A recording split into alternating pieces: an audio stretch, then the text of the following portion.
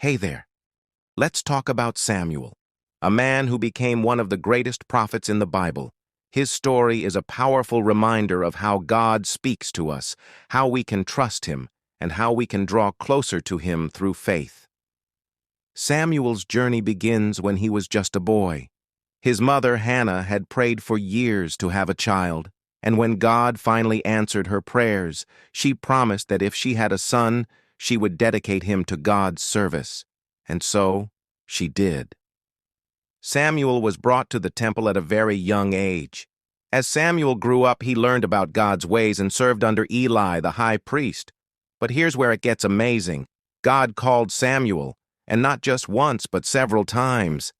At first, Samuel didn't even realize it was God calling him. He thought it was Eli, the priest. 3 times Samuel ran to Eli. But Eli, realizing what was happening, finally told Samuel, "If God calls again, say, 'Speak, Lord, for your servant is listening.'"